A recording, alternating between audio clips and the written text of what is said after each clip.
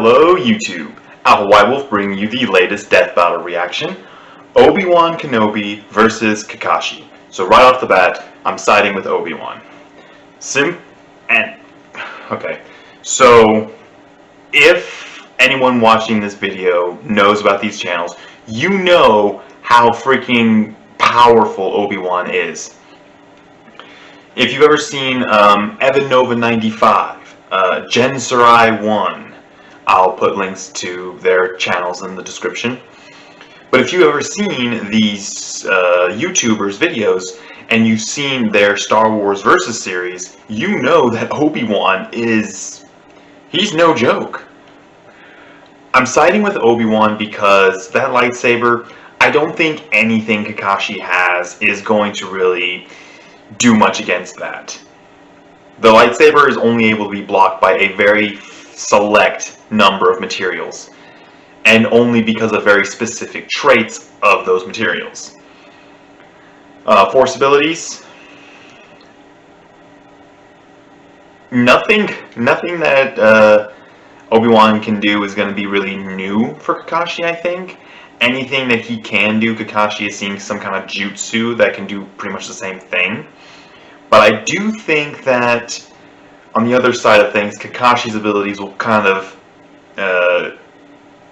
repeatedly stump Obi-Wan. I don't think that some of the things that ninja can do are things that Jedi are trained to be able to recognize and adapt to very quickly. And finally, really the big thing, I don't think the illusion is going to affect Obi-Wan. We all should know that Sharingan is able to actually cast illusions if you make eye contact with it. So, against most opponents, devastating. Jedi have specifically trained themselves to resist such effects. It's one of the reasons why, unless you are just overwhelmingly god-tier level power, you cannot do a mind trick on a Jedi or a Sith. You have to be overwhelmingly powerful to pull that off. And I don't think that if Kakashi can pull it off, it's going to work for very long. So yeah, I'm siding with Obi-Wan. I'm curious to see how this plays out though. I like Kakashi, but I like Obi-Wan a lot more, so Obi-Wan has my vote. The video is a go in 3, 2, 1, and play. Death Battle is sponsored by ExpressVPN. Protect your online privacy today at expressvpn.com/battle.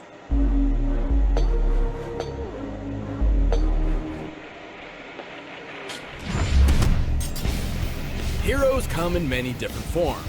Some are heroic protectors of justice, and others are the teachers who guide us toward a brighter future. And sometimes they're both, like Obi-Wan Kenobi, the Jedi Master of the Galactic Republic from Star Wars. And Kakashi Hatake, the 6th Hokage of the Hidden Leaf and mentor to Naruto. He's Wiz and I'm Boomstick. And it's our job to analyze their weapons, armor, and skills to find out who would win a death battle. It looks like they're bringing in some good animation here. On the distant planet of Tatooine lived an elderly hermit known as Old Ben. His heart heavy with regret and stories to tell. Cause he wasn't just some crazy old goot. He used to be a badass samurai space wizard.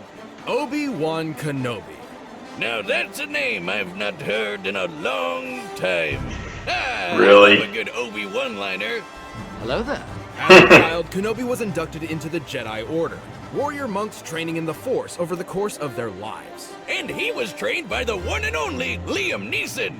Well, until he was murdered by Space Satan. Though not before they discovered a child of prophecy in Obi-Wan's future pupil, Anakin Skywalker. I have a bad feeling about this. Eventually, Kenobi rose to the top ranks of the Order, becoming a Jedi Master. Just in time for 2 back-to-back galactic wars. Sounds like fun when you've got his classic lightsaber, which can cut through basically anything with enough force. Get it? Including the duranium armor of General Grievous, which can take volleys from starfighter cannons. It's an elegant weapon for a more civilized age.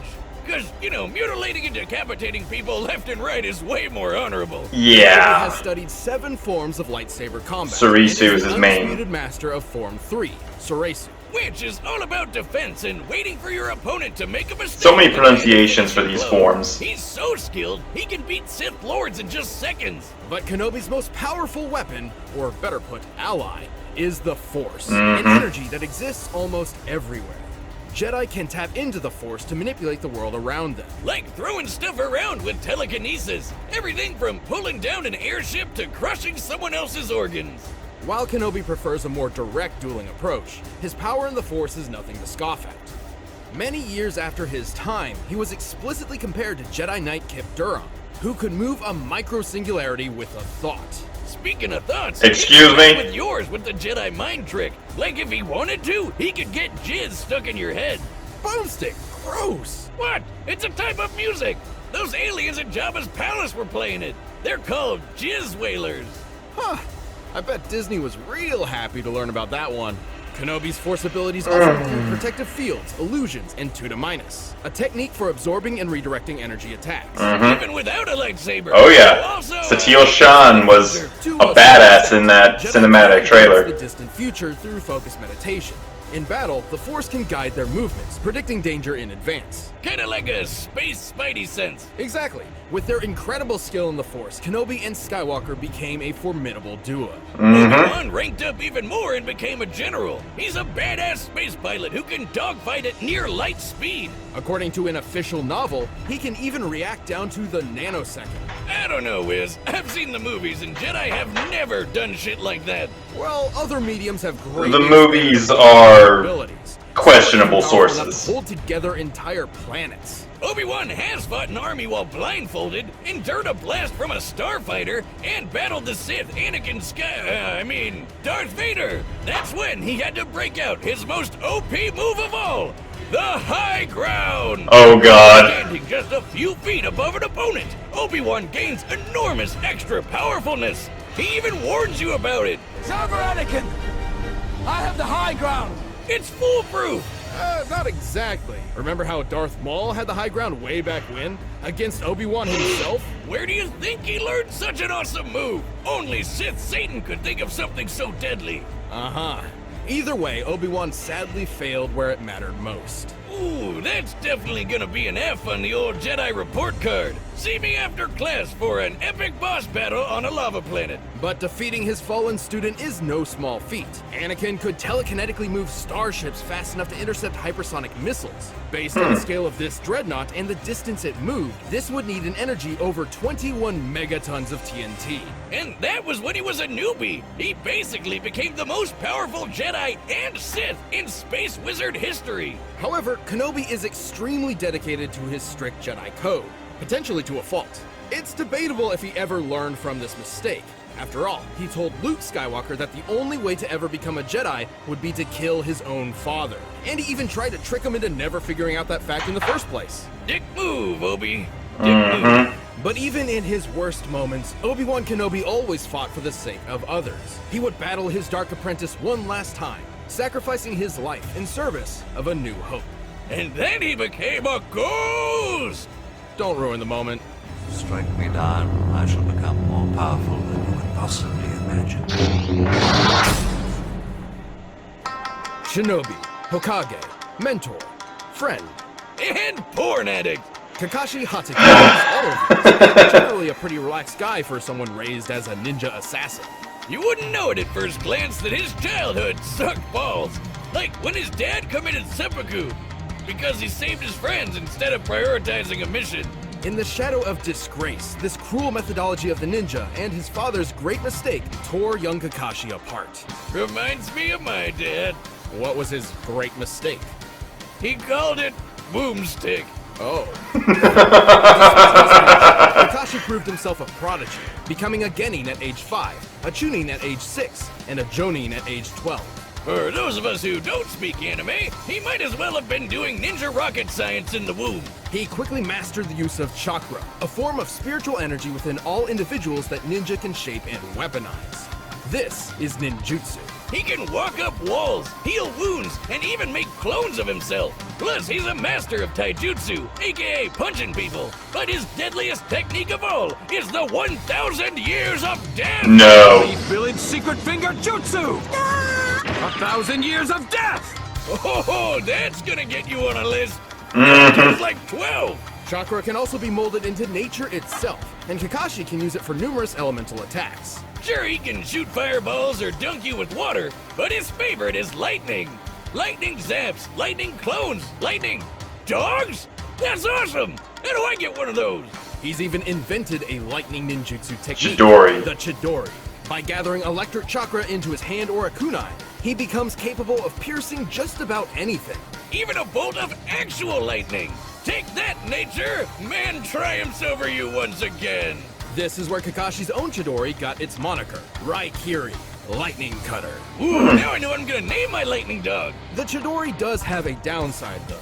Its speed and power are so great they give the user tunnel vision and make the attack generally uncontrollable. Basically, once you kick on the gas, you're zooming straight ahead, no matter what happens. Although, Kakashi eyed just the thing to fix it. Long story short, he was drafted into a war alongside his friends Rin and Obito. Shit went down and Kakashi lost an eye, so Obito handed over one of his when he decided to sacrifice his life. Holy shit! Why don't I have any friends like that? Wiz, give me your eye. No! I'll give it back, I promise. Obito's eye wasn't an ordinary eye. He was an Uchiha, and this was a Sharingan. With his Sharingan, Kakashi not only got some control over his Chidori, but he can see a person's chakra, predict their movements, dupe your brain with genjutsu, and even copy jutsu techniques. He's such a filthy plagiarist that he's stolen over 1,000 jutsus in 14 years. Although since Kakashi is not an Uchiha, he can't exactly turn the Sharingan off. And then Rin jumped in front of his Raikiri and kicked the bucket too. Man, this guy can't catch a break. And yet, unimaginable loss is exactly what is needed to unlock the Sharingan's next stage, the Mangekyo Sharingan. Oh yeah. With the Mankey Eye, he can cast Kamui, basically sucking objects or people into another dimension. Sure, it uses up a lot of his chakra pool, but it's a pretty clever instant win move. The concept of trauma granting new power fascinates me. So, I've stolen Boomstick's entire beer hoard and placed it in a secure room with 200 tons of TNT. Wait, what? Don't force the family to share a phone. Okay, that was a quick ad. 4 free Samsung Galaxy A20 phones when you switch. And back. Oh! You monster! What have you done? Do you feel anything? Just thirsty, sober, and punchy. Uh-oh. Next round's on Wiz. You had to see that coming. Everything sort of worked out in the end. He became a teacher, and this new generation of ninja helped him learn that his dad was right all along. Friends do come first, unless they blow up all your beer. Wake up! He's held his own against top-tier ninja like Zabuza, Pain, and even his old friend Obito. Back from the dead and evil now, because why not? Kakashi can definitely compare to fellow ninja master Jiraiya, who can blow up mountains. That takes over 18 megatons of TNT. And he's caught and sliced lightning. Based on the distance it moved before he caught it, he must have reacted within 70 microseconds and moved over 2,000 times the speed of sound. Sounds like ninja president material to me. Not too Oh, yeah. shabby for a guy who likes to read porn in public. Did I forget to mention that? Because he totally does. Kakashi of the Sharingan is nothing if not full of surprises. Right now, all I can give you is just death. All right, the combatants are set, and we've run the data through all possible... I'm looking forward to this. You know what's the best friend for teachers like these two? Beer. Ad. Okay, so this was interesting. I'm still voting for Obi-Wan. Obi-Wan has my vote. I no doubt he's going to win. But what they were saying about Kakashi being able to run the Chidori through a kunai. In Star Wars, there's a thing called cortosis. And I don't know the exact mechanics behind it, but apparently it either radiates or allows you to channel some kind of electrostatic or some kind of field that can interfere with the lightsaber's magnetic field and then basically overload its internal mechanisms and cause it to short out. I'm curious to see whether or not the same thing would apply to that Chidori kunai. If it can function the same way as a cortosis knife, that may take the lightsaber out of the fight. But Obi-Wan still has my vote. Illusions aren't going to do much for a death battle! Illusions I don't think is going to do much. Lightsaber is a major game-changing weapon.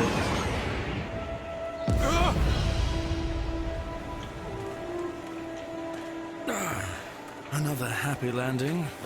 Kakashi will put Obi-Wan on the rear foot for a while. Territory. I have some questions, if you'll come with me. You want to go home and keep reading your book? I want to go home and keep reading my book. After I kick your ass! That was a bit of a change.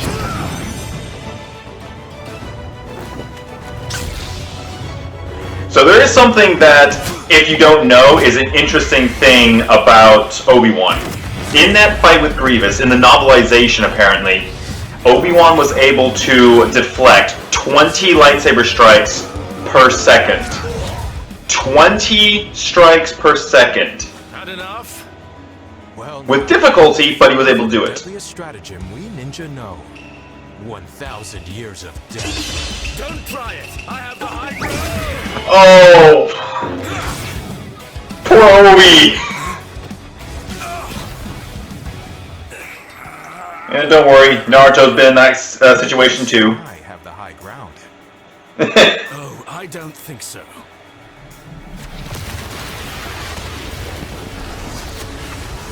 Anyone who can even, for a time, stand up to Darth Vader, back when he was really flesh and blood. Most impressive. But I see you.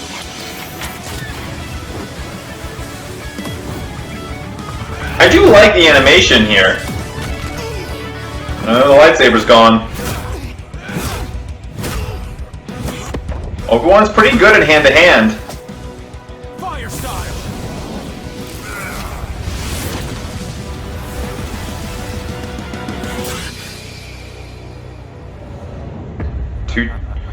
Oh.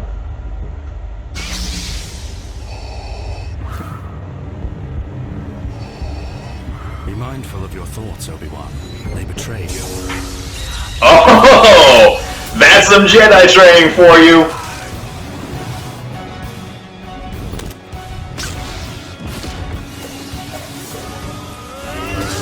Ooh! Okay. It makes the kunai able to resist the lightsaber blade, but doesn't short it out. That's good.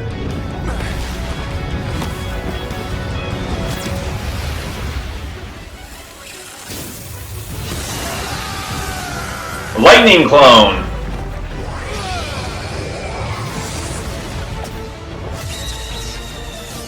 Don't give up. Trust in the Force.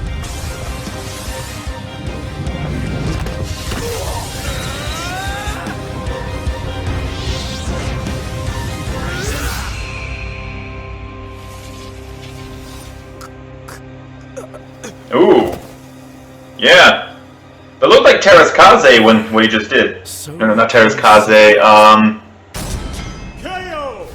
Well, Kakashi may have been it's not Terrace Kaze. too, but he just couldn't handle Obi-Wan.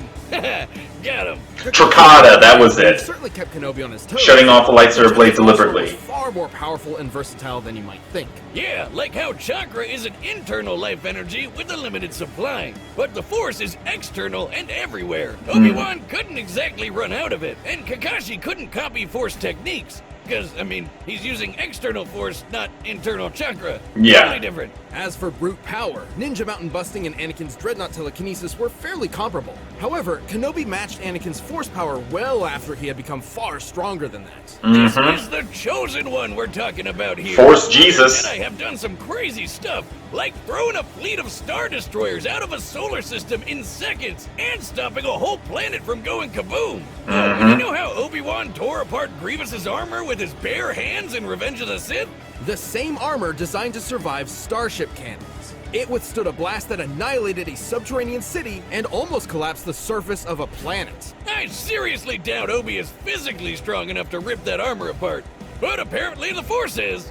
Even Kamui wasn't a reliable option. Force-based physical since Kenobi's augmentation. reaction speed was nearly 70,000 times faster than Kakashi's. More than quick enough to avoid Kamui, especially with his precognition. But we can hear you shouting in the back. What about Kakashi's dual Mangekyo Sharingan that Obito gave him? And the perfect Susanoo? It's difficult to justify granting those to Kakashi at all, because they aren't really his. He could only use them when Obito's spirit briefly possessed his body. Even if he Fair did, point. the results probably wouldn't change much. Remember that Kip guy who moved a black hole? Yeah, he was directly compared to Obi-Wan by Luke himself. If Yeah. you take that at face value, this means Kenobi could theoretically call upon the Force to exert nearly 14 petatons of TNT. Way more than what Kakashi was packing. And even then, Obi-Wan could just crush his organs. Shit, man, don't mess around with Jedi. I know it can seem strange to hear about Jedi being this powerful and deadly, but think of it this way. Part of the reason why the Jedi Code is so strict is because of this immense power at their fingertips. The Code tries to keep them, civilized in a way.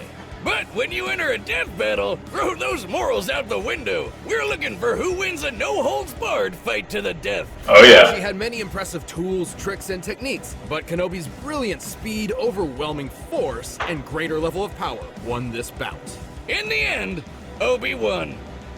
The winner is Obi-Wan Kenobi. From a certain point of view. Okay, who's Thanks next? for watching this episode of Death Battle. If you want the battle music for yourself, you can get it by clicking the link down below. And if you want to watch more stuff, check the boxes right over there. He's a phantom. Danny Phantom. Jake Long? Okay, that's gonna be interesting. Okay, so I had no doubt Obi-Wan was gonna win. Like I said, Obi-Wan was recorded as blocking 20 strikes per second when he fought Grievous. That's something that Kakashi would have to struggle to even match. Force abilities, overwhelming. Anyone who can go toe-to-toe with Darth Vader back before he went fully cyborg, you are no slouch in the Force if you can manage that. That lightsaber also, virtually nothing in Kakashi's arsenal was going to be able to do much against that unless he managed to outright destroy it. And an illusion, trying to cast an illusion on a Jedi who has gone through, by that point, decades of mental training. Part of it specifically designed to resist mental interference. Sharingan ain't gonna do much against that. Oh my god, yeah. So, Danny Phantom versus Jake Long. I watched both of those when I was younger, but it wasn't like I was super into them. I know a decent amount. There were large gaps in time when I stopped watching them. I had other things going on. I was still in high school and middle school at the time, so I had other things going on. Couldn't afford to just sit there for hours on end watching cartoons. I'm sorry, I'm just still getting over this. Animation was beautiful. Poor Obi with that 1,000 years of death, though. But yeah, anyone who thinks that Obi-Wan should have lost, I highly recommend you check out the channels listed down below of Gensurai1 and Evan Nova 95. They help you get an idea of just how amazing not only Obi-Wan but Jedi in general are. Because the movies are good for entertainment value, but actual fans know that most of the movies, and especially the sequels, should be largely discounted. Before I go, there's one little tidbit before I start doing my little post-video updates. For those of you who remember Revenge of the Sith, when Windu and Palpatine are fighting, in the movie, they look awful. It is slow, it is pathetic. If you were basing it on the movie, I could manage to fight both of them. But in the novelization and the graphic novels, Anakin, who was sitting there, watching this go on, because that's how it was in the novels, describes Windu and Palpatine as moving so fast that they were fading in and out of visibility. I want you to think back to like the Zorro versus Elsa Scarlet of DeathBattle, and remember just how fast you have to move to actually fade out of visual perception. Now multiply that incredibly, because Anakin's a Jedi. He's trained to be able to track laser bolts flying towards him. Lasers, kind of like, you know, the light speed, at least near light speed ammunition. Jedi treat that as a training exercise. Anakin is able to track them in the air with no problem, and he had trouble following the movements of Windu and Palpatine in their fight in Revenge of the Sith in the novelization. But that's enough of all that. Again, check out those channels. They are amazing. I will binge watch those Versus series for hours. But this has been an interesting one, and I'm really looking forward to that next one. So, if you like the video, indicate so down below. If you have suggestions for future videos, drop them in the comments. And if you're new to the channel, hit that subscribe button. Help and stay up to date with any of the updates. I am still working on recording reactions to If the Emperor Had a Text-to-Speech Device. Those are still coming. I just have other things I need to take care of today before I start recording for those. But once I get done with those errands today, I'll be able to throw myself into recording those and putting those on the channel as well. And I do apologize for this video being a bit late. I had to really bust my ass in order to take care of some schoolwork this week. In case anyone cares, I'm about 2 months away from finishing the classes needed for graduation with my bachelor's. So anyone who cares, that's kind of taking up the forefront of my attention right now. But with all that said and done, this has been Alpha White Wolf. I'm signing off. You keep howling, Wolfpack.